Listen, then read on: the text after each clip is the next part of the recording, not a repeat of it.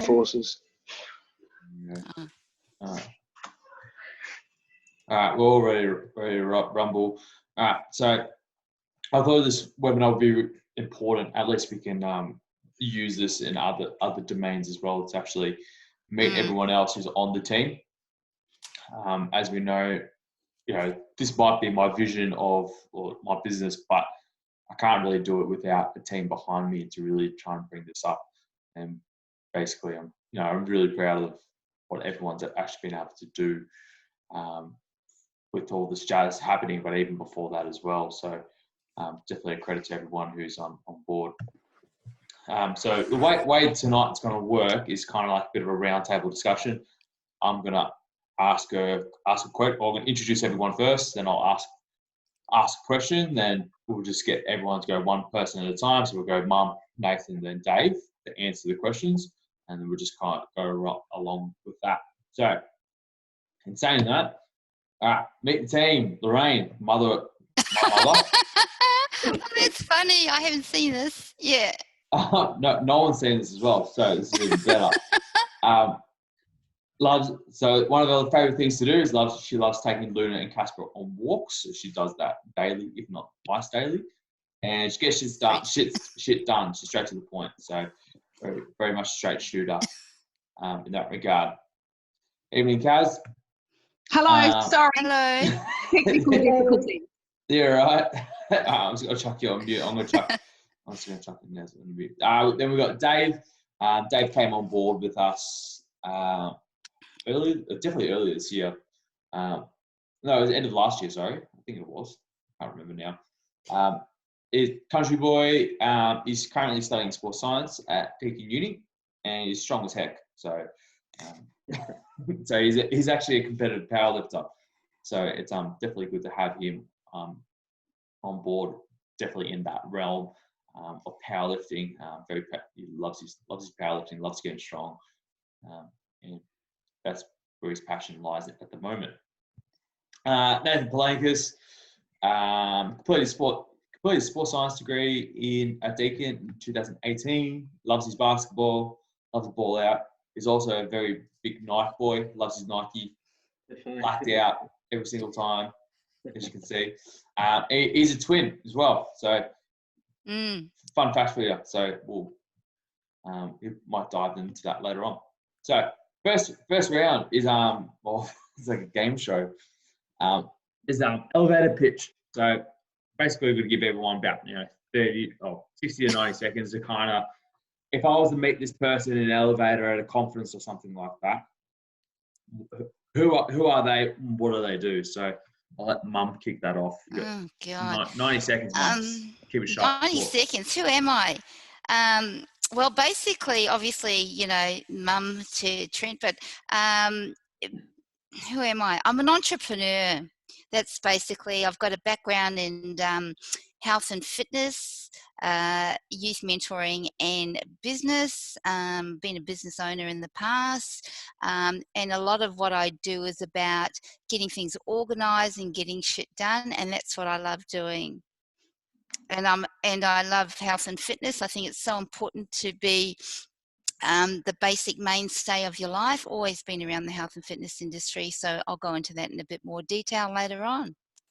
Cool. All right, let's go, Nathan. 90 seconds. All right.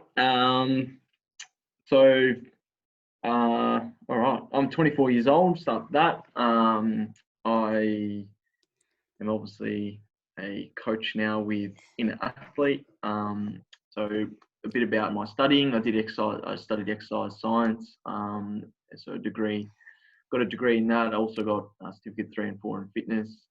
So I've got about 5 years now worth of personal trainer experience, and also in the strength and conditioning world with training athletes. So I really enjoy that. I also enjoy business as well. I worked my way up in management in retail. Enjoyed learning the operational side of that also. But yeah, now going in now full time as a personal trainer and coach. I want to try to bring those two together, and hopefully, I've got a passion to help people. So hopefully I can bring that all together and do that. Awesome. Dave, 90 seconds. Alrighty. So guys, if you want to get strong as heck, you just got to hang around me for a few months and then you'll just get really strong. So it's actually been scientifically proven that if you hang around me for a while, you actually get stronger and bigger. So yeah, and Trent can back that up as well. Yeah. Basically, yeah, I grew up in the country, so I got the country genes in me. Basically, I grew up as a big chunky kid, and then I started running because my coach was like, "Yeah, you can be a fat footy player, or you can start getting fit." So I started doing some laps around the oval, got really skinny. Started doing I actually did competitive running for a little while, so I used to be a really good runner. And then I sort of fell into bodybuilding. Did a bodybuilding show. Decided I didn't like it. I was like, I don't like being a starved little rat. And then went into the performance aspect of it. So I realized, I actually like lifting weights rather than showing up on the stage. So decided to get under the bar and pump out some reps and get strong as heck and never looked back. Yeah, so when I went to Melbourne, that's when my sort of interest for anatomy and movement and physiology really took off. Had a few really good mentors, especially my powerlifting coach, who really sort of opened up that door for me, which has led me to where I am today at Inner Athlete, basically. Cool, sweet, lovely. So, Mum, what led you down the health and fitness path? Well, I was a fat kid myself. Then I got involved. I'm going to fast track it a bit. By the time I was the age of about 24, I became a regular gym goer. I joined a place called Vigor, which is one of the first of the sort of bigger gyms, which started up down here in Moorabbin. And I used to do a lot of classes as well as in the gym. And I thought, geez, I can do this even better than some of these instructors. And so I ended up going into the fitness industry. I became what was called an aerobic instructor and a fitness leader back in the day, and did a whole ton of courses and got involved that way. So that was what led me into health and fitness, and have been involved in other ways as well. And I'm just so glad I've always had it as a basic grounding, because it's obviously rubbed off on my own family, because both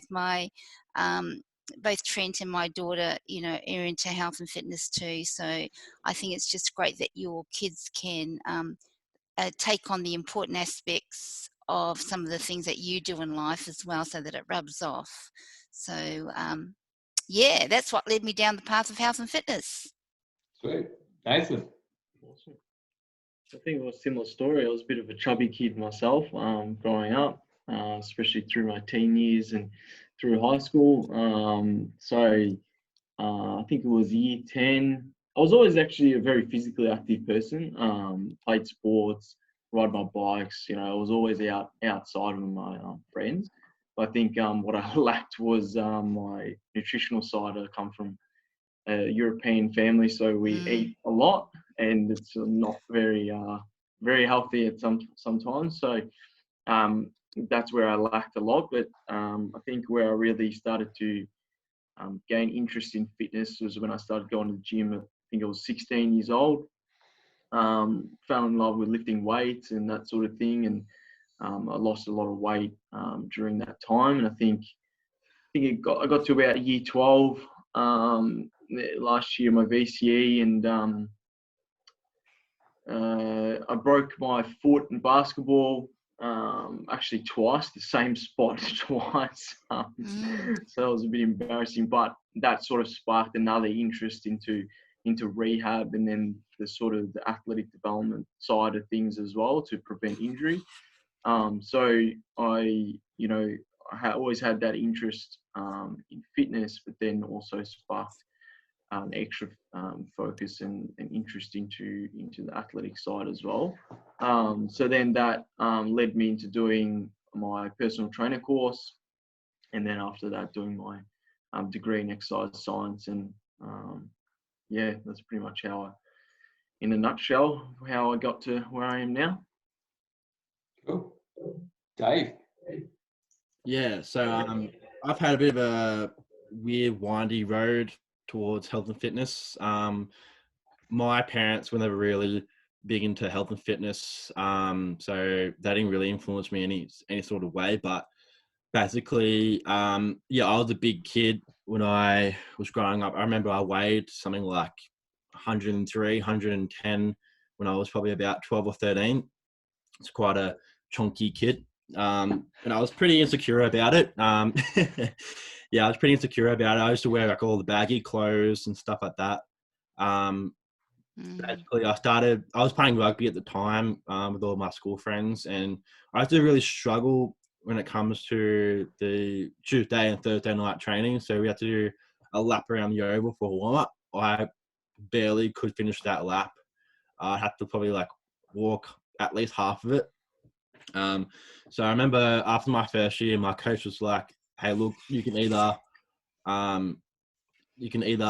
get fit." What he meant by that, I don't know. Or yeah, you'll be struggling. You might not be able to turn up for training. So being me, I wanted to play rugby as my sense of belonging, if you like. And so I started walking around the block at my house, and then I started jogging it, and then I started jogging a little bit further, and then running a little bit further. After a few months, I was running like 6 or 7K every night after school. And yeah, so I used to run quite well. Yeah, so I got really, really skinny. I've got a photo somewhere, but I'll chuck it up later. Got really skinny. Chuck it up on the Facebook group. Yeah, well, yeah, got really skinny. And then I sort of noticed I was getting really skinny. I was like, oh, well, this is great. I've lost all this weight, but I'm really skinny now. And then my mum was going to the local gym at the time. So I was like, oh, hey, mum, do you want to let me come with you? And I was about 15 at that time, I think. And so their policy at the time was you can't actually lift heavy weight. You can only do sort of dumbbells and body weight stuff. So I was doing that sort of stuff. And then I realized that some of my other friends were going to a different gym after school. So I decided to join them. And that's when I sort of had the unsupervised nature. I just sort of did dumb crap for a few years, but you learn from your mistakes. And that's where I sort of fell into bodybuilding and fell into like, what's the right and wrong things to do in the gym and that sort of stuff. I think it took me a while to realize what I was putting in my body. So food is not just food. It's not just comfort food. It's food is fuel. And then if you realize what calories are, that's what's going to lose the weight essentially. So, yeah, so that's sort of my whole path of the fitness, going down the fitness journey. Yeah. That's good. I think for those who don't know, like the interesting thing is myself, or actually all four of us have very similar stories of where we actually, or this origin point of where everything began for us. There was a breaking point. We didn't feel comfortable with ourselves. We disliked the way we felt. So we decided, all four of us have actually decided to make a change. My story is very similar to Dave's in that nature. Do you want to share it? Oh, go on for hours, really. Long story short, I think I was about 12 or 13, and I was like 110 kilos. Like I was a big boy. Like, and growing up, I'd go to like a mate's place, eat all their food. We didn't have any like junk food in our place. We still don't do it to this day. But then I think the main thing for me was I never felt like I actually fit in at school. I was like one of only 4 brown kids at school. Everyone else was just like Anglo-Saxon.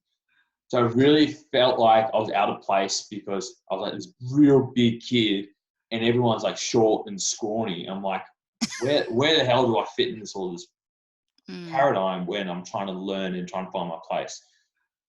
High school came around. From the end of primary school and start of high school, lost a bunch of weight. I think I got it down to about 80 kilos. And as I went through adolescence, picked up again, about 105, lost a little bit more.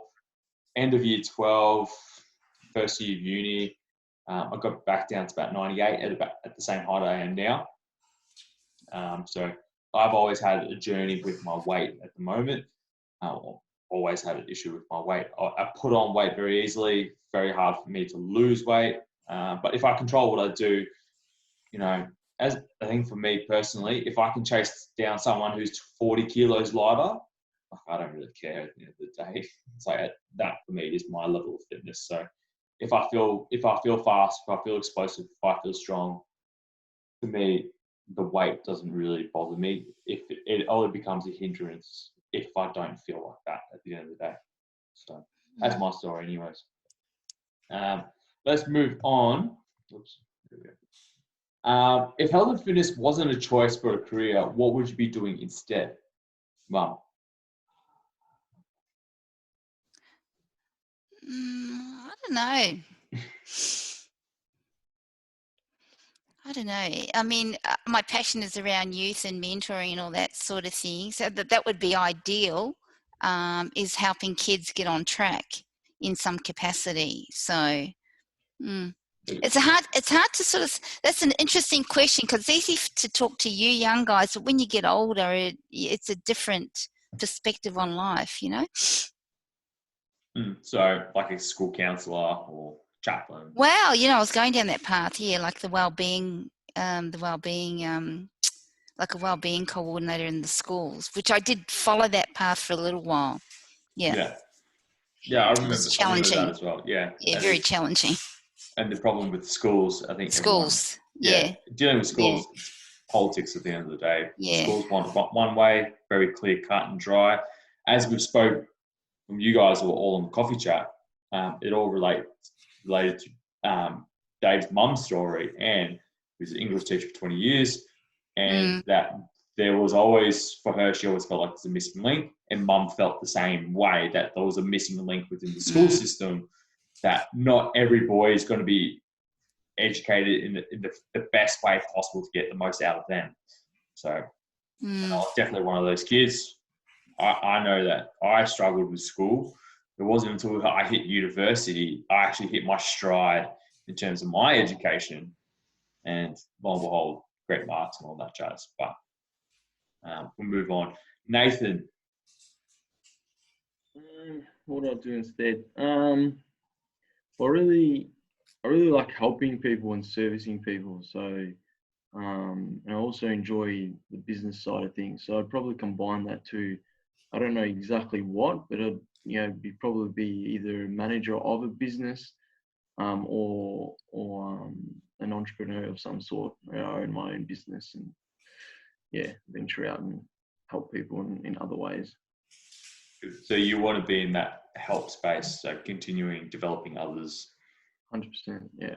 That sort of space. Good. So that's nice. Dave. Yeah, I'd like to think I'd be a florist.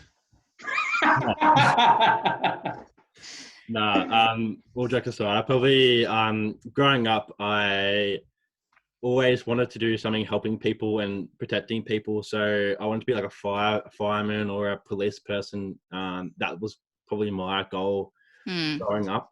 But yeah, fell into health and fitness. So yeah. Good. Nice. All right, let's move on. Second last, I think. Last question, sorry. If there was something you could change in your past / present, what would it be?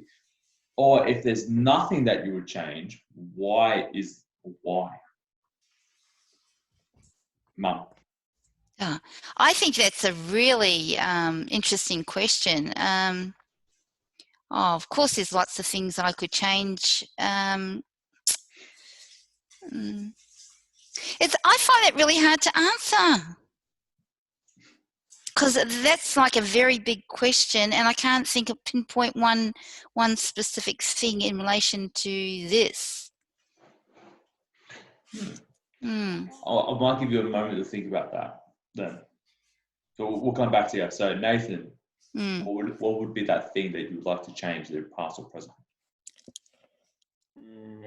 I didn't eat so much. When I was a kid. Look, to be honest, I don't think there's a particular point or that was significant enough to sort of go back and change. I think everyone has their regrets in life with certain things and in their time, but I think, yeah, mate, if it wasn't for those, for the experiences that you've had in the past, wouldn't make you the person you are today. So I mean, you sort of just, I think I look at it that way. It's like I wouldn't change anything, because then it could change who I am right now. So I guess, I look at it that way. Just sort of life happens and you just learn from it, I guess. You are a half full guy. Half full guy. You're a half full. So you're a half empty or half full. Like you perceive what the glass is. Yeah, right, yeah. And there's just like, Yeah. Dave. Yeah, I'm the same. I'm kind of like there is some things I would change. So I think getting into weightlifting earlier, so powerlifting earlier rather than later, I would have liked. I feel like I would have excelled further in the sport, but in saying that, I could have burnt out a lot quicker.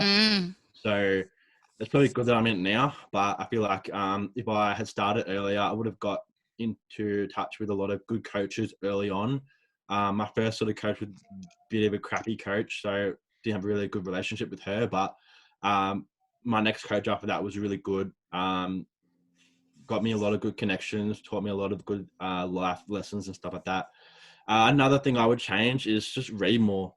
I feel like that's one thing I could have done better. Is just read more books, because obviously, like last week's chat on Sunday, books are really important. So I feel like I could have read a lot more books growing up, or even the last couple of years. But yeah, and then again, like Nathan said, I wouldn't really change too much, because obviously the good and bad experiences have shaped who I am today and when mind works and the way I think, essentially. Yeah.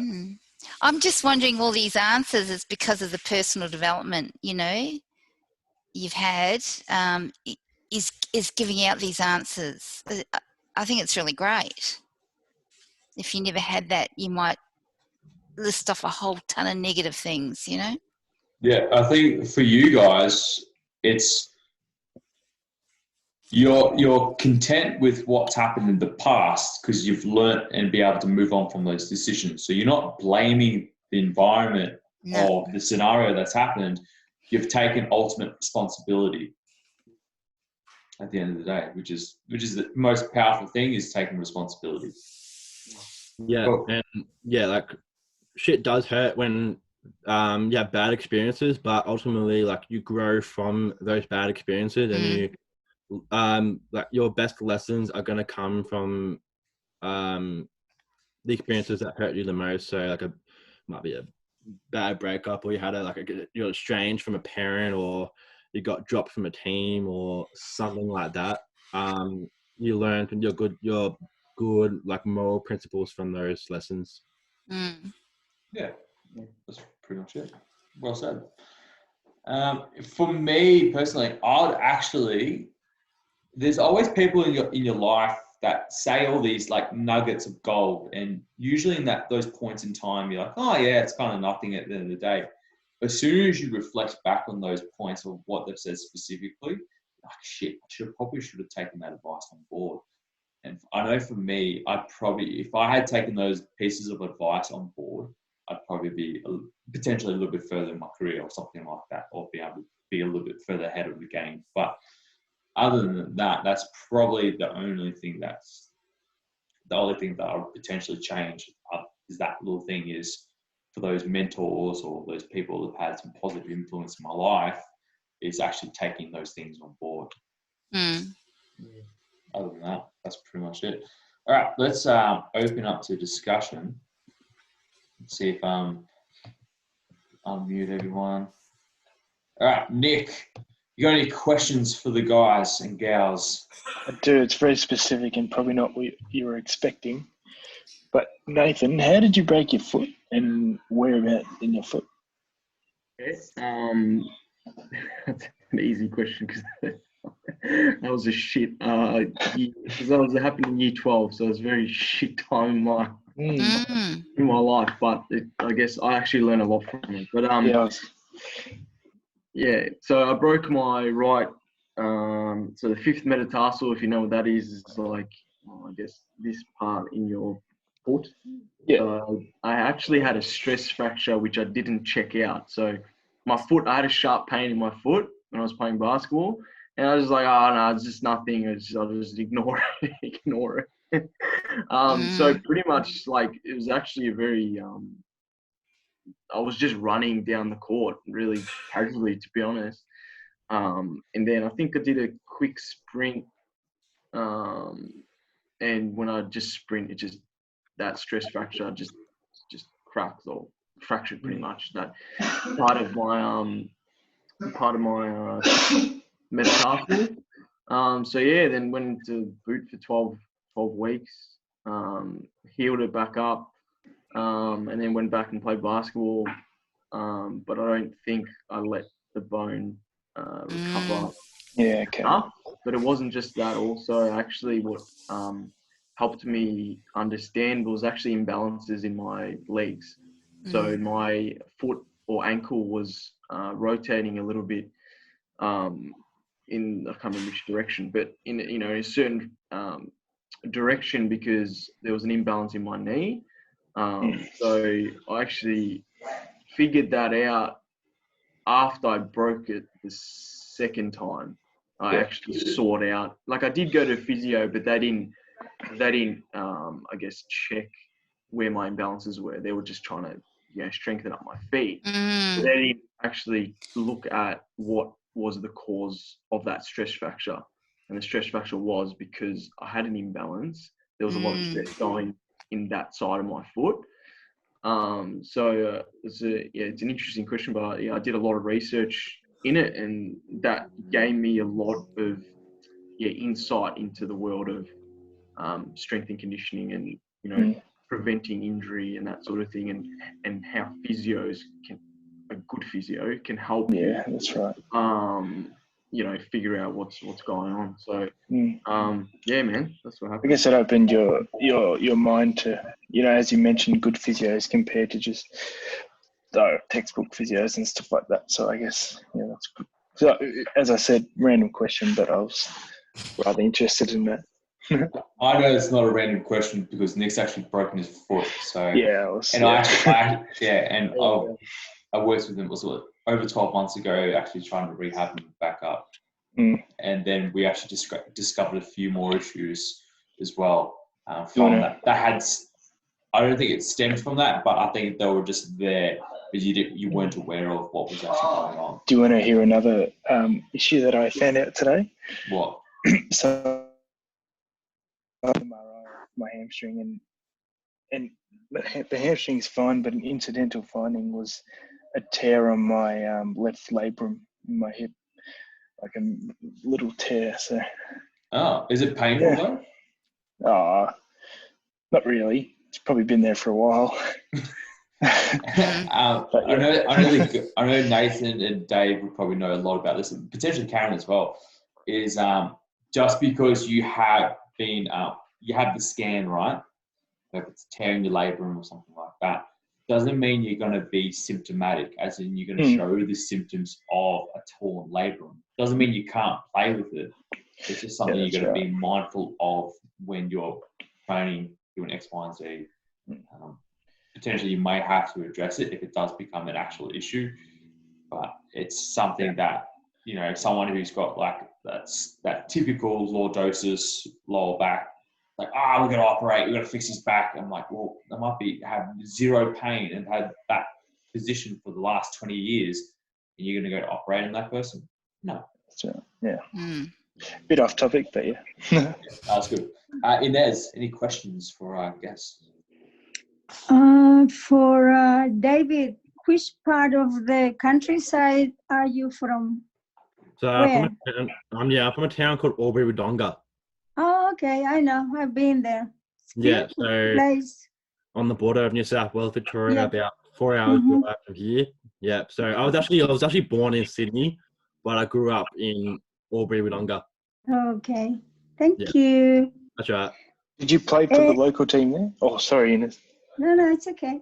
Did you play footy for the local team there? Yeah, so I actually started playing Oz kick, realised I couldn't bounce the ball. I might just hold on to the ball. And I started playing. I remember, in year 5 or year 6 in primary school, I decided to take up rugby, play for the primary school gala team. I was a big dude. Everyone's like 11. I just palmed everyone. So I'm like, yeah, this is my sport. Scored like 12 tries. And then decided like, yeah, rugby's my sport. And then I got really skinny and then realized that I couldn't break tackles anymore. So yeah, I played rugby since I was probably 12 till 16 or 17. I started to stop it in year 11 to focus on school. And because I wasn't focusing on rugby, I was probably more into the in the gym side. Yeah. Gotcha. Mm. Very cool. Oh, Karen.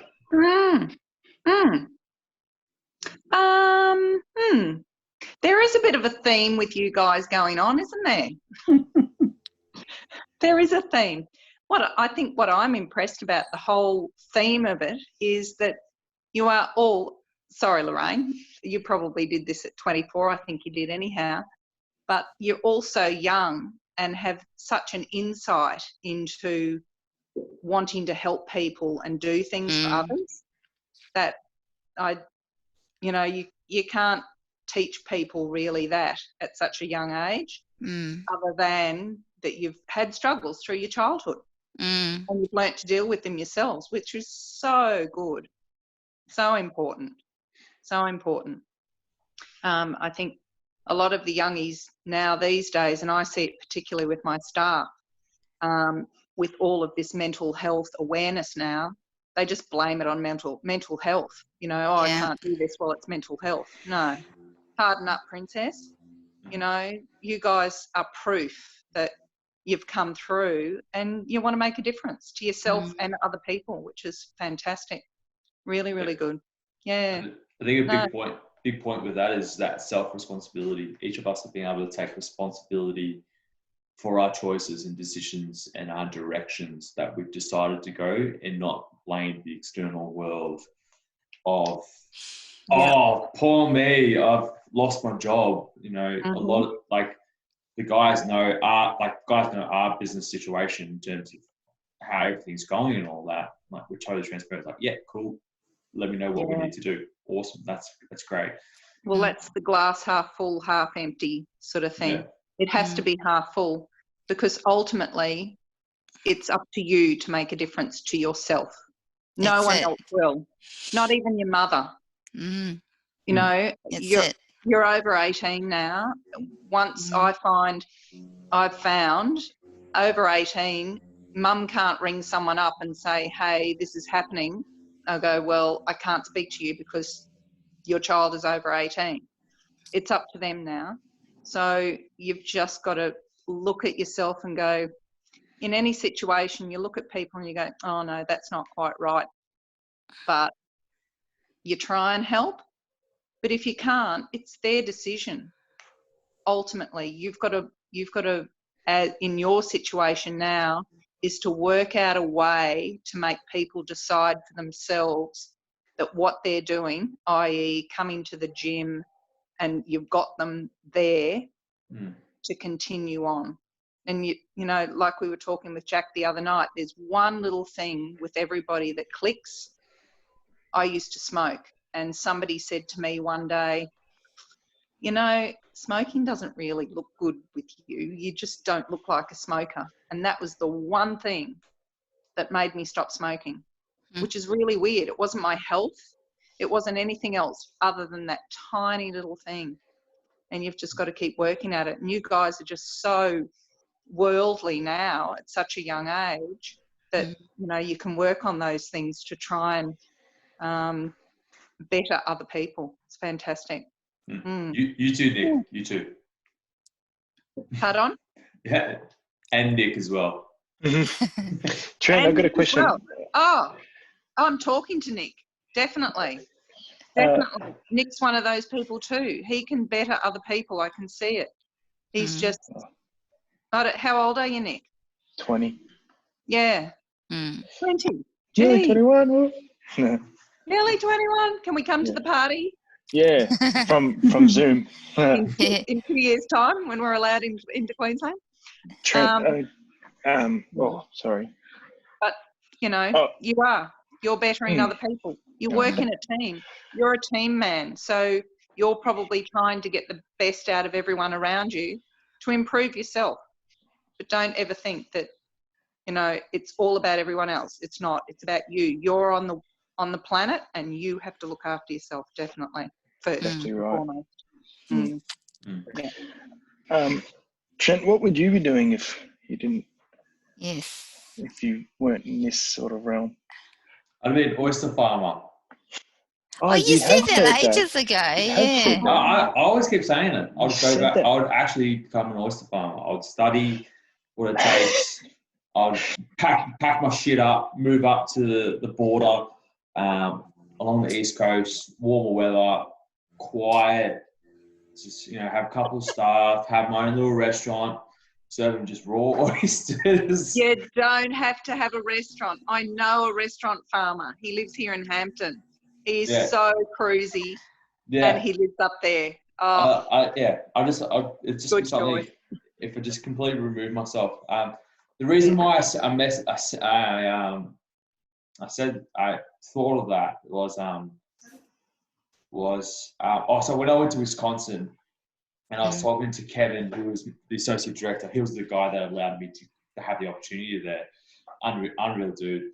And he was talking about, it's like, if you were to retire or to do a different career, what would that be? And he said a coach that he knows who's retired from the strength and conditioning game is decided to be a coffee bean farmer out in like Colombia or something like that, and bought up a farm there. And he just commutes back between the US and Colombia. I'm like, that's kind of the life, really. And I thought about it. It's like, it's something where you're kind of doing quite a good thing inadvertently. It's like, you're creating a product that's actually eco-friendly. It actually cleans the water. Providing jobs. It's a job that is very steady. There's always demand for it, and it's just something that it just gets you more in touch with the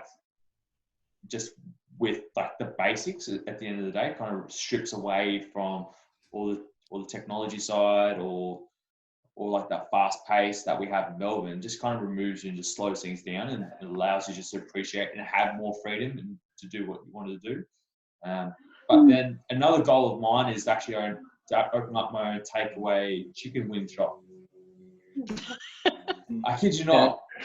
So I've got another story for this one. So when I was in Boston in 2012, there was this place called Wings on Somerville, and the only thing they served was chicken wings. So they served bone-in or boneless, and they served with waffle fries. And I thought, this is the best, the ultimate thing that we don't have in Australia. I'm like, who the hell doesn't like? If you're a vegetarian, you're not going to have it. But for all the omnivores out there, I'm like, who's not going to love this idea?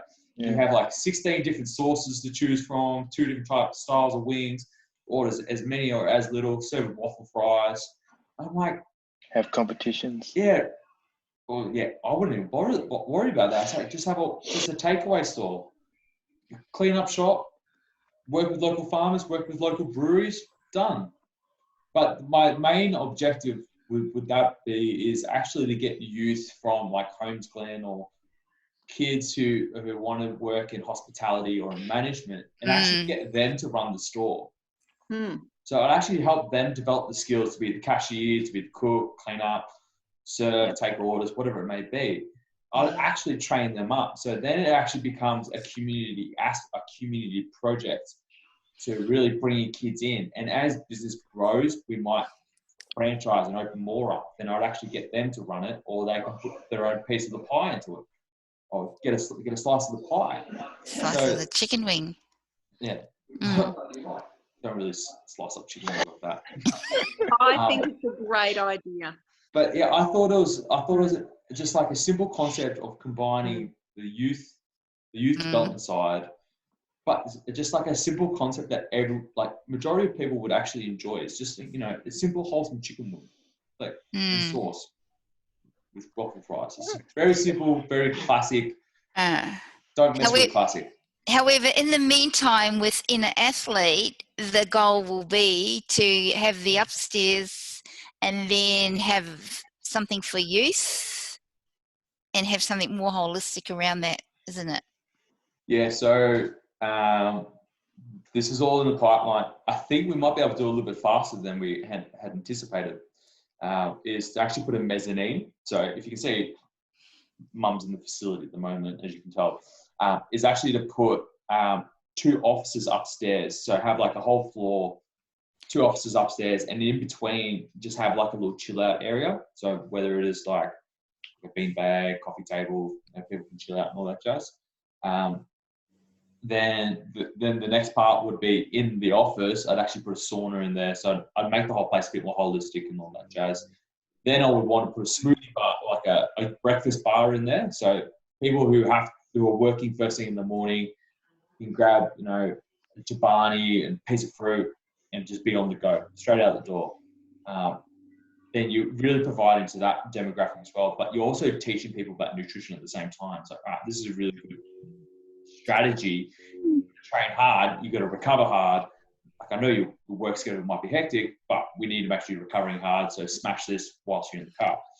Then the mentoring side is something that Mum and I have spoken about many times over, is we want to be able to have a small group of kids who come in after school, come in, maybe potentially do some homework or chill out, have something to eat, and come in and lift. And the goal is not to like get them the most jacked or beefed up guys in there, is actually teach them what it actually takes to get results.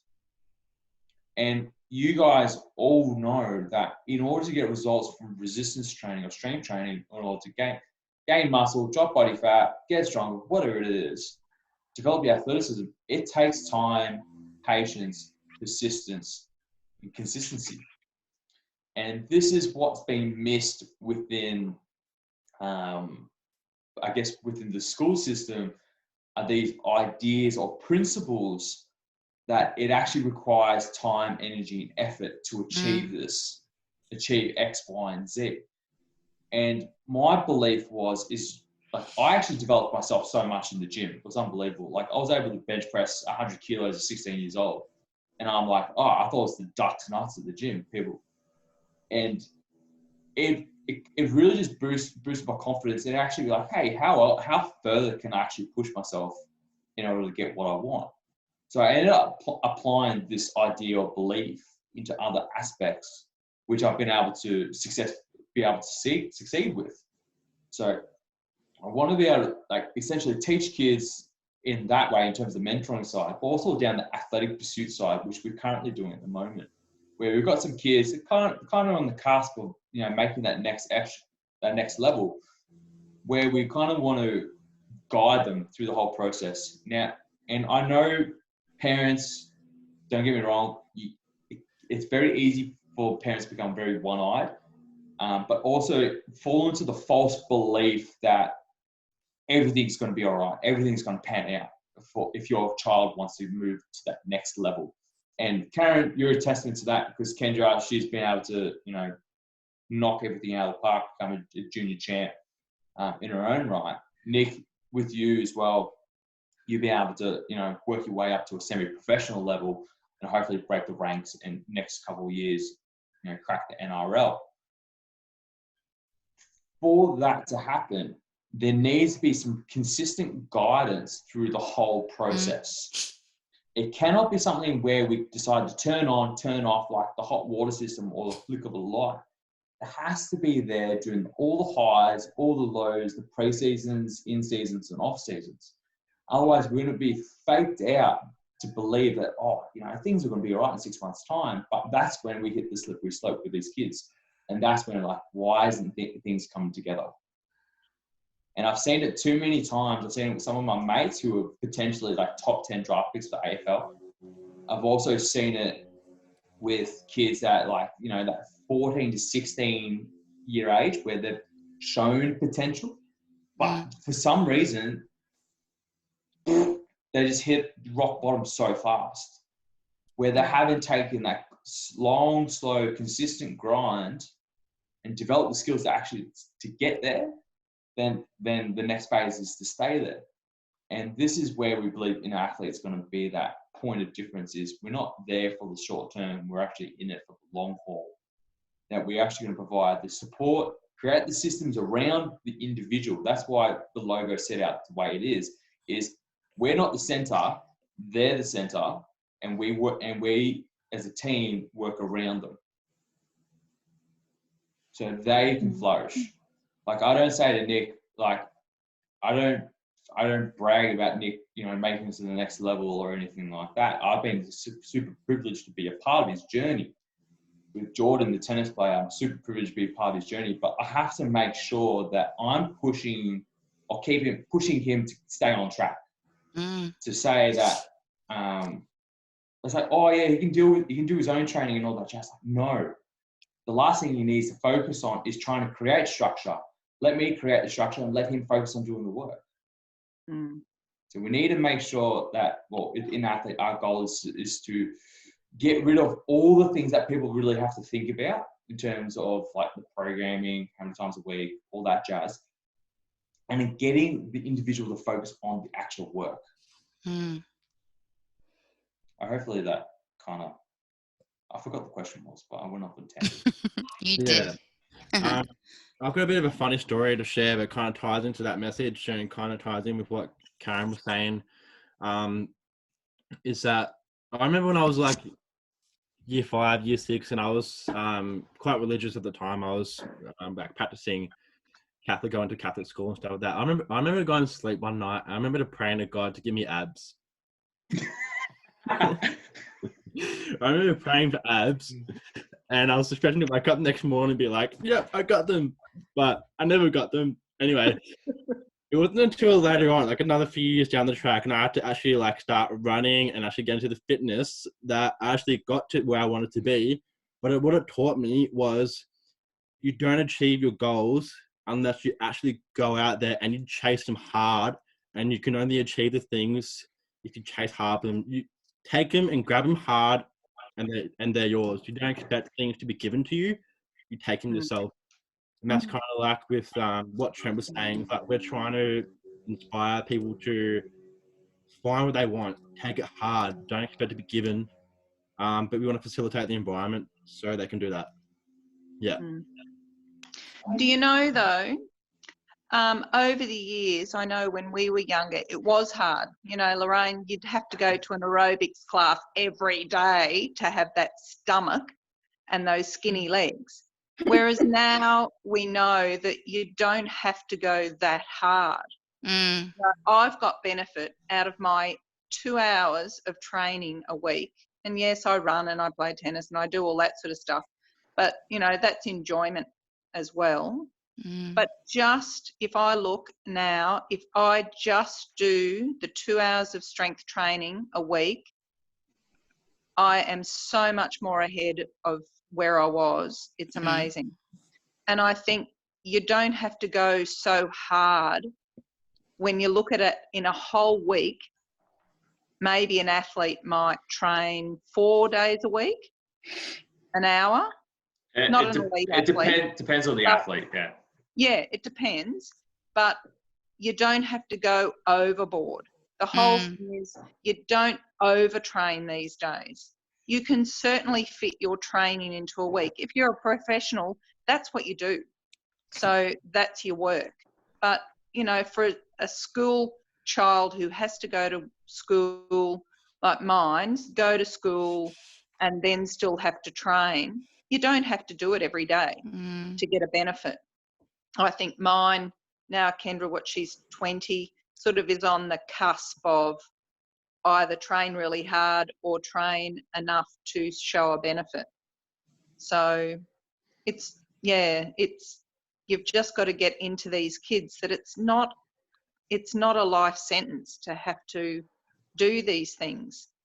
It's only 4 hours out of a whole week or 5 hours out of a whole week can you commit and get that commitment.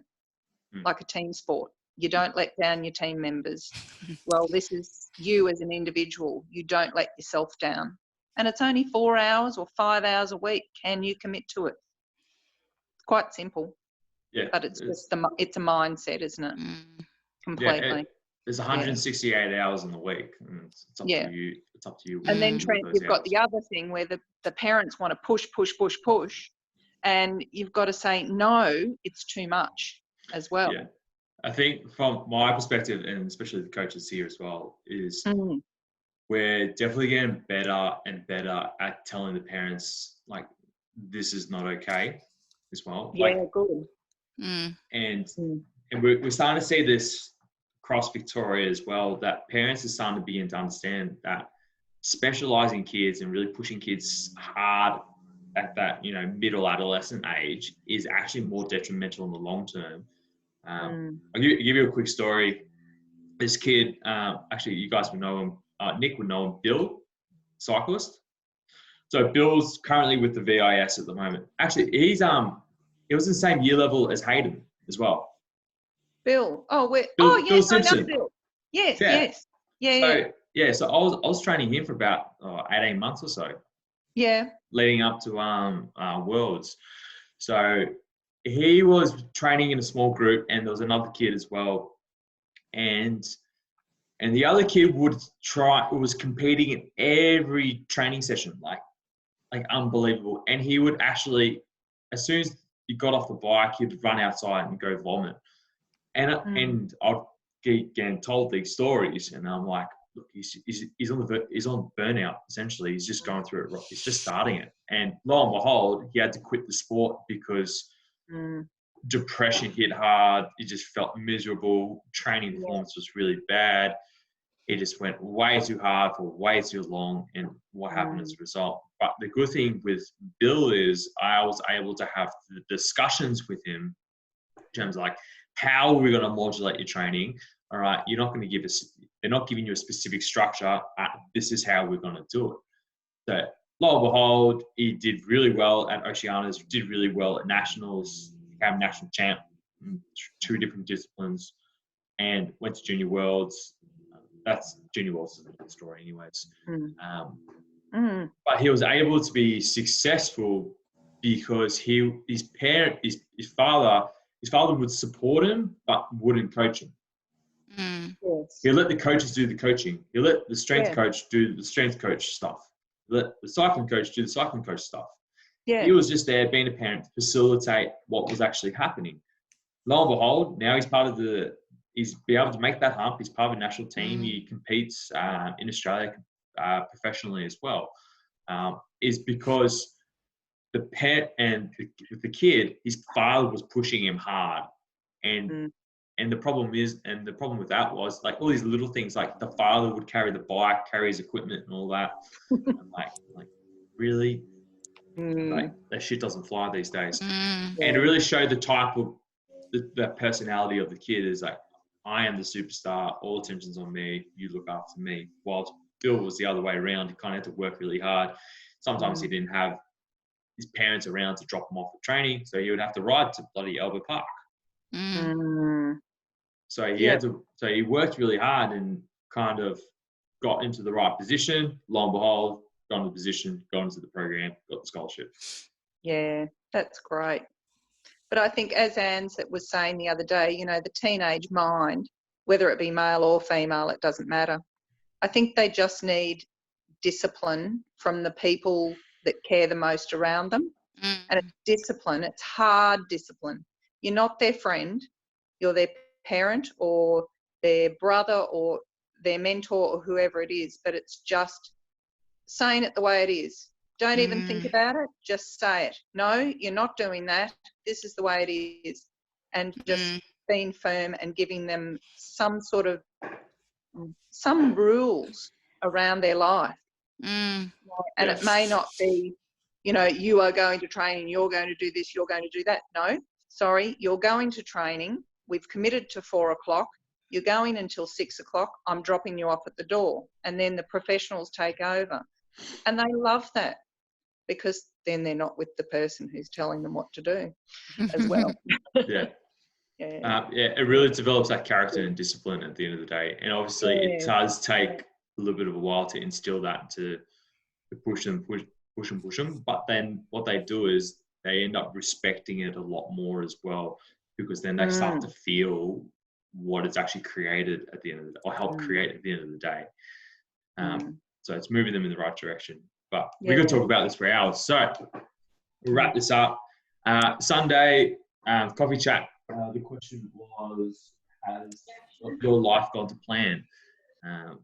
So, yeah, has it? I don't know. Answer it now. No. You love that question, don't you, Karen? Yeah, you can answer it. Yeah. Answer it on Sunday. We'll give some parameters in terms of what we kind of think the definition of that is. It's not obviously like a blueprint or anything like that. Next Thursday, we've got George. I think most of you guys met George on the last coffee chat. Actually, everyone did. And he's going to be, where myself and him are going to do a joint presentation talking about the return to training. So we're going to talk specifically for you guys, what it means as gyms open back up. What does it actually mean when training opens back up for you, Nick? What does that actually mean? And some things to be wary of when we do start to transition back to normality.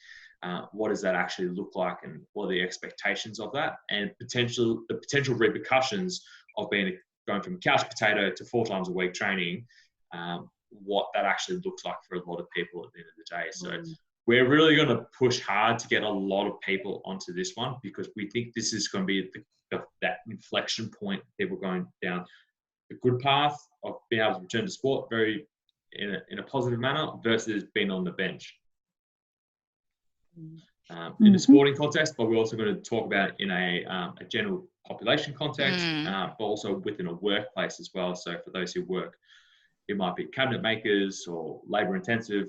What does it actually mean from going to zero workload, to doing 40 hours a week again? So we'll be breaking it down, what it actually means for each person in terms of, but also the implementation of what you should do and the expectations of how for each time frame for when we start to return back.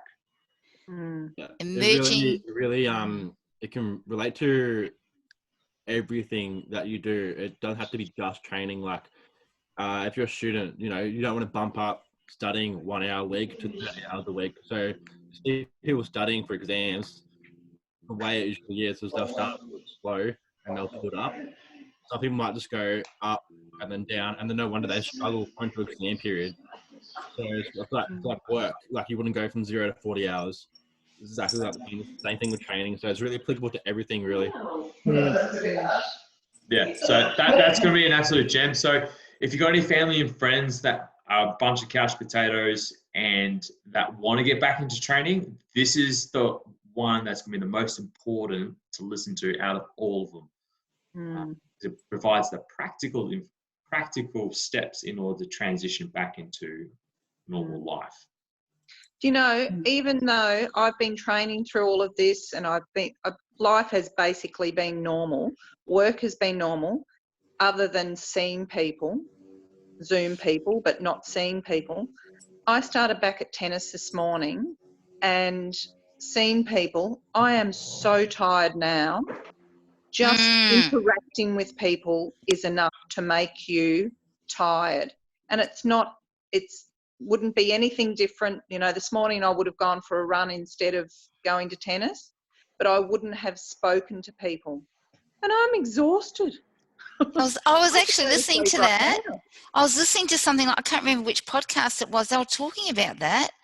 Exactly that. Because you get just the interaction. It's exhausting, like going back to work and dealing with people or whatever. Yeah.